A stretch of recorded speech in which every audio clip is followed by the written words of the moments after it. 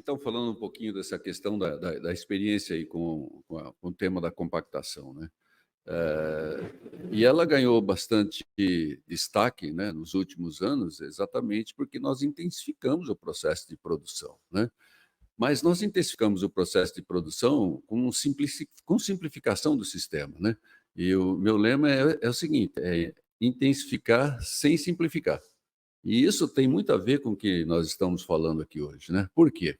Bom, primeiro, a compactação é uma maneira de você degradar o que nós chamamos da estrutura do solo, não é? Então, a estrutura do solo, ela é um componente importante. Então, todo mundo sabe o que é textura, né? E nós temos estrutura. Então, textura é lá, areia, silt, argila, tá? E o que é estrutura? É como essas partículas, elas se arranjam, né, para formar um sistema poroso, um arranjo do sistema poroso, porque a agricultura ela funciona dentro do sistema poroso. E se eu degradar o sistema poroso, portanto, eu vou degradar o sistema de produção. E essa degradação do sistema de produção, obviamente, traz uma série de implicações. Por quê? Porque nós estamos numa ligação direta com as condições climáticas. Quer dizer, então, no ano que eu tenho uma boa disponibilidade hídrica, né, a gente não sente tanto o problema da compactação. No ano que eu começo a acentuar a disponibilidade hídrica, eu começo a ter problemas exatamente porque eu degradei o sistema poroso. O que isso tem a ver com a questão com a parte biológica do solo, né? Então, uma boa parte da estrutura do solo é derivada, né, da biologia. E aí tem um carbono. E quando a gente fala de carbono, nós estamos falando de matéria orgânica aqui, né? Matéria orgânica viva e morta. Então, aí basicamente entra a questão biológica. Então, veja bem, e se fala muito da questão de plantas de cobertura, como é que isso pode trabalhar dentro do sistema. Então, a gente tem que começar olhando o seguinte: olha, o que planta e biologia tem a ver, né? Então, a gente costuma dizer o seguinte: a planta ela trabalha no claro e a biologia trabalha no escuro. A planta consegue produzir, as plantas, de forma geral, conseguem produzir, né, tudo o que ela precisa, ou seja, através da fotossíntese, né? E uma parte disso ela libera no solo, por quê? Porque os organismos do solo não conseguem sintetizar, né, os componentes energéticos que eles precisam para a atividade deles.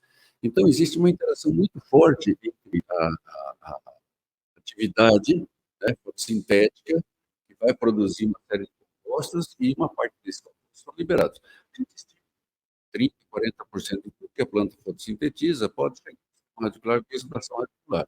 E esses carboidratos que são liberados, né, na zona radicular, eles vão fazer o quê? Eles vão alimentar a biologia do solo. Então, e a biologia do solo, obviamente, né, vai trabalhar do ponto de vista de fazer o quê?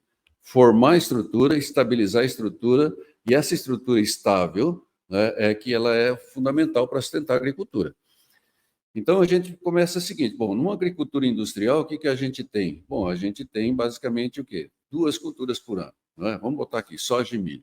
Se a gente contabilizar, por exemplo, quanto tempo nós temos de crescimento radicular ativo, né, no solo, a gente vai ver que normalmente 50% a 60% do ano, né, considerando o ano, nós temos ali, né, planta crescendo, liberando exudato, enfim, né, fazendo com que há uma interação bastante forte com a biologia. O restante do tempo, a gente basicamente não tem, né, o fornecimento desses dados de material que vai influenciar a vida no solo. Então, a gente começa a ter uma alteração do ponto de vista, né, biológico, ou seja, nós começamos a ter uma perda de carbono, ou seja, eu não consigo manter, né, o fornecimento de carbono para o solo, eu perco a atividade biológica, enfraqueço a estrutura, esse enfraquecimento de estrutura torna o solo mais sensível à compactação, e isso vem acontecendo, esses problemas exatamente nessa ordem. Então, o problema de compactação hoje é problema de raiz.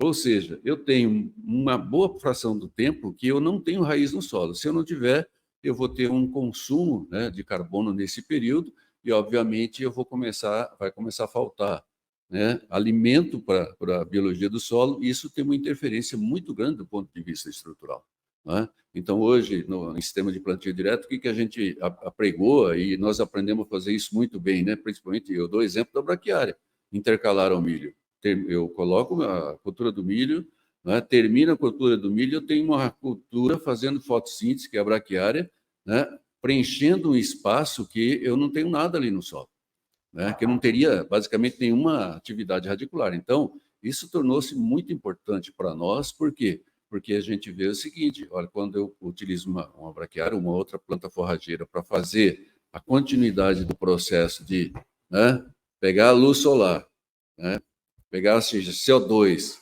mais água no solo e transformar isso numa grande complexidade de carboidratos, que parte dele vão alimentar a biologia, eu começo a ter um sistema muito mais sustentável, fisicamente, biologicamente, e obviamente que isso tudo faz o quê? Trabalha também a reciclagem de nutrientes. Então, eu tenho um sistema que funciona melhor, né?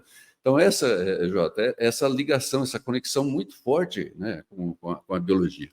Então, lá nas aulas da gente, a gente mostra o seguinte, ó, qual é a conexão que eu tenho, né, com a estrutura do solo e biologia. Então, se a gente começar a olhar desde as pequenas unidades estruturais, né, de argilas, os pequenos cristais de argila que começam a se formar agregado.